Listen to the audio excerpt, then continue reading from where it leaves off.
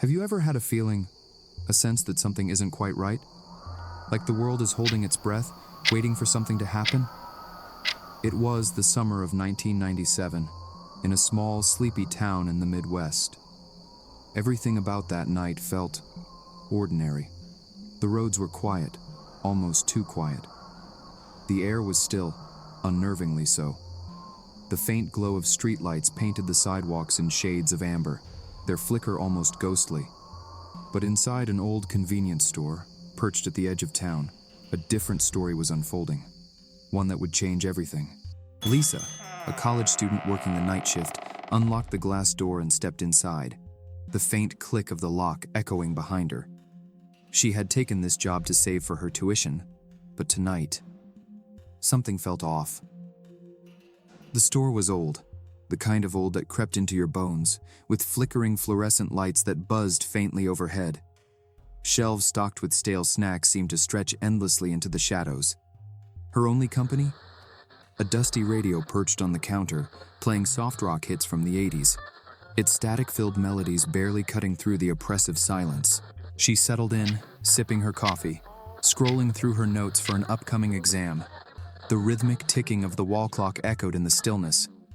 But then, just as the clock struck midnight, the radio crackled. The soft melodies stopped.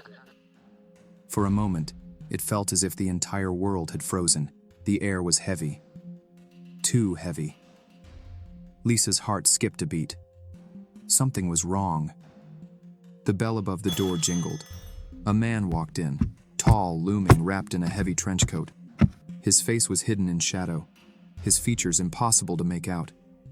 Lisa's breath caught for a moment. Something about him felt off. Still, she forced a nervous smile and said, "Welcome, can I help you?" The man didn't answer at first. Instead, he stood there, silent, motionless, like a dark figure etched into the dimly lit store. The man placed a single item on the counter, a box of matches. "Just this," he murmured, his voice low, gravelly, like the rumble of distant thunder. Lisa's fingers trembled slightly as she rang him up. Her eyes drifted to his hands, pale, bony, almost skeletal. They seemed out of place, like they belonged to something not quite human. The tension in the air was suffocating, and Lisa couldn't shake the feeling that those hands had seen things. Minutes passed, the stillness almost unbearable. Then suddenly, the phone behind the counter rang. Lisa's heart jumped. Her hand trembled as she picked up the receiver. "Hello?" she stammered, her voice trembling. "Don't. Turn around," the voice whispered, each word sending a chill down her spine. Her breath caught, her chest tight. She instinctively gripped the phone tighter, her knuckles turning white. Slowly, as if compelled by something she couldn't control, she glanced toward the large storefront window. Outside, under the dim glow of a flickering streetlight, the man stood.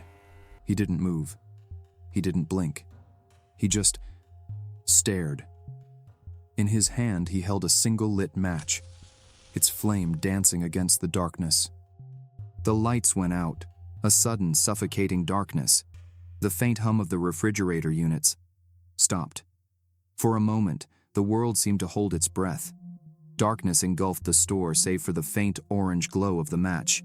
Outside, Lisa's pulse raced, her chest rising and falling as panic set in. She fumbled for her flashlight, her hands shaking, and pointed it toward the window. But the man was gone. And then she heard it, the sound of heavy boots, behind her, coming closer. Her breath hitched. She spun around, the flashlight beam cutting through the suffocating darkness. But there was no one there. Lisa stumbled backward into the counter, her flashlight shaking in her trembling hands.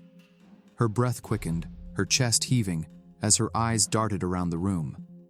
That's when she saw it, scrawled on the wall in dripping red letters.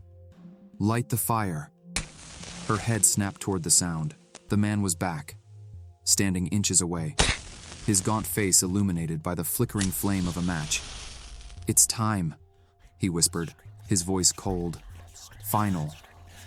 Flames erupted around her, consuming the shelves and walls in an instant. The store filled with thick smoke and searing heat. Lisa screamed, a blood-curdling cry. But the sound was swallowed by the roar of the fire. By dawn, the store was nothing but ashes. The fire department combed through the charred remains but found no trace of Lisa. No body, no belongings, just a single unburned box of matches lying in the rubble. They say the store was cursed, that anyone who dared work the night shift would meet the man with the matches. But of course, that's just an old urban legend, isn't it?